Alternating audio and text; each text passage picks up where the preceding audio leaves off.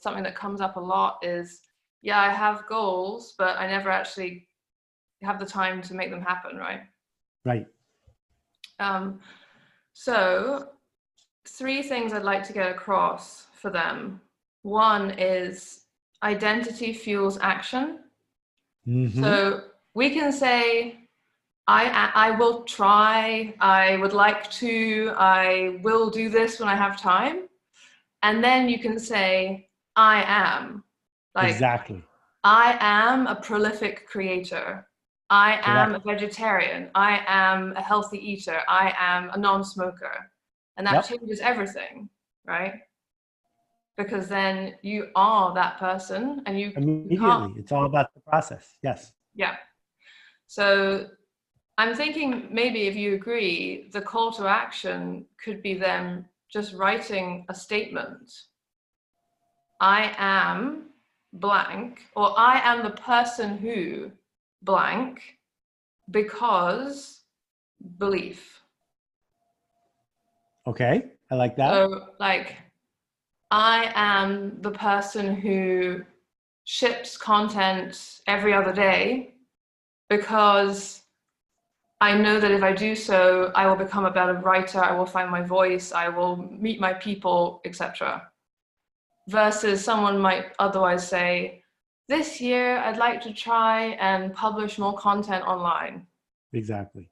Yeah, and I think it might lead to your second point, which is, so before I talk about the card or you talk about the card, I think real goals are actionable, measurable behaviors that lead to outcomes. They are not outcomes. Yeah. Yeah, and actually, when we set the SMART goal and we get kind of fixated on these specific, precise things, but we don't have a process in place to actually get there, we sometimes we'll shut ourselves down to the magic that's, like the journey between where you are today and achieving a goal, you become a completely different person. Yeah. So if you're not living that process fully, like if you're not falling in love with that process, you're not going to, like I always say to people, if you're not enjoying the process, what makes you think you're going to enjoy the destination? Well, that's if we define the goal as a series of actions, not a miracle that comes from the outside. So if your goal is to have $5 million, you might have to do a lot of things you don't like doing for a long time. But having $5 million means you don't have to do those things anymore. I'm not as interested in those goals at all. Yeah. Yeah. Because also we might actually get the $5 million and realize what we wanted was security, which we could have gotten another way. Yeah. Exactly. Okay. So maybe what we should first do is define what you and I mean by a goal for people. Like the goal is the process, not the result. Well, so why even bother with a goal? I think we bother with a goal because in moments when the wind is not at our back, it's easy to reset. It's easy to give up. It's easy to get distracted. And so a goal serves at some level as a compass point, but it also serves as a reminder of why you started to do this difficult work to begin with. So at some level, there's an outcome associated with it, but mostly it is about the process. So when I think about how I became a public speaker, I'd always wanted to be a public speaker, but the difference between being a really good public speaker and not is a cycle of innovation and measurement. And there used to be this show called Internet World, and 600 people would give a speech there. And they were really obsessive about customer audience feedback. And all 600 speakers were ranked. And after my first talk, I think I was like 48 or 70 or something. And I decided my goal was to be the top ranked speaker at Internet World. Now, once you decide that, doesn't help you decide what to do tomorrow. So what went with the goal is I will become the person who gives a different talk every time. And I will become the person who explores the edges of what might or might not work when I become the speaker I wish to become. That started a flywheel that continues to this day. And a year and a half later, I got the results from the third internet world where I spoke, and I was the #1 speaker. So my goal was done, but I didn't stop because my process was continuing. Mm. Yeah, and actually, when we focus first on the kind of person we want to be, rather than the result, and we think about, okay, that version of me who is already the #1 speaker or who already has 5 book deals or whatever, what are they doing every day? What are they doing that I'm not doing now? Right. And then you start to take action on those habits. Like, oh, they actually call people and ask to speak, or they, go and introduce themselves or whatever. And then you slowly over time, you build the person who then one day is the #1 speaker, or just one day is talking to Seth Godin on the phone, like. You're not just talking to me, you're teeing up these great ideas. I think the other part of it is the notion of starting where you are. Because it is very tempting to say, I will be able to start working on this goal after a miracle happens or after something else.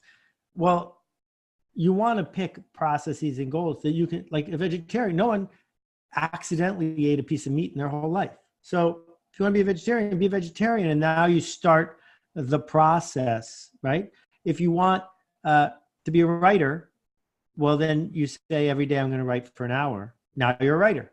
So now the goal is not to write for an hour. The goal is to, a year from now, have 1,000 pages in a pile. But the way you get to 1,000 pages in a pile is starting where you are, which is not with 1,000 pages, but you could have one. Yeah, and it's that constant process of then checking in and being like, okay, when does this start to feel too easy? It becomes almost unconscious. Then it's time to level up. Yep. Like, okay, it's easy for me to now write 3,000 words a week. It's easy to organize my ideas. I have millions of ideas. I'm a writer. What's next? Maybe I self-publish a book. Maybe I pitch a book proposal. Maybe, and then I think it's also that making sure people check in with the process constantly and evaluating where am I? Am I actually stretching too far right now? Do I need to take a step back? Or am I rolling and I need to challenge myself more? Like, what's the next thing? What's the next domino I need to push over? Exactly. So I learned a whole bunch about goal setting from my friend and teacher, Zig Ziglar, and I published one of his books on goal setting. And 2 of the questions he asks about each goal are, 1, what do I need to know? What do I need to learn to be better at this? And 2, who in the outside world can help me? Who in the outside world do I need to approve or to cheer me on? Because if you can come up with those 2 things, you realize that part of the work is the work. Part of the work is learning to do the work better. And part of the work is being generous enough in your community to find possibility of people who can help you make the work even better. Absolutely. And those were big breakthroughs for me. Yeah. Yeah, because I think a lot of people can't see the how between where they are now and the big vision, because you don't know what you don't know. So they sit where they are today and go, oh, that's not for me, because I don't even know how to get there. It just seems so far away. What they don't know is that you start to meet people, or you ask people, or you make new relationships with people who are like, oh, I can help you with that. Oh yeah, I've done that before. It's no problem. I'll show you exactly what to do. Oh yeah, I can make that connection. And suddenly the how takes care of itself. But if you've been just on the path doing the work and looking up enough, as you say, to see the people around you, see the opportunities. Yeah. Like, I think that people, a lot of us just totally isolate ourselves, don't we? Just take the whole weight of the world on our shoulders. I have to, it's that sort of myth of the solopreneur. I pull myself up by my bootstraps. I don't need anyone to help me. I can do everything alone. Elon Musk has done it. And hardly. But why do you think people do that? I think they're afraid to be vulnerable. People don't want to ask for help. They think it's a sign of weakness. And in fact, there's nothing more rewarding than someone saying, you're really good at this. Can you help me? People love it. They love to help. They love to help people who are already helping themselves. That's what I've learned too. Also, it's about responsibility in that if you say to someone, I need to learn this, and then you learn it and don't do anything with it, is different than if you are quietly failing. Because now you've extended yourself and now it gets more serious. Just saying it out loud. So Zig also talked about give up and go up goals. And he and I disagree about this a little bit because times have changed. A give up goal is, I'm going to become the kind of person who doesn't smoke, right? You tell everyone your give up goals, because the more people who know your give up goals, the more likely it is you will get the support you need, because you will be ashamed to smoke because you just told everybody. Your go up goals are ones about achievement. And in a tall poppy culture, a lot of people are afraid to talk about go up goals because it feels arrogant. Who are you to say that you're going to be a speaker or whatever it is? And I don't think you should tell everyone your go up goals, but I think it's really important you tell some people, because you need that level of accountability. Yeah. Yeah, no, Julia Cameron talks about this really beautifully. She says, in life, you need to have at least 3 believing mirrors. These are the people who see only the best in you. They see your potential, and they will never be threatened by your, I'm writing this down. It's a good idea.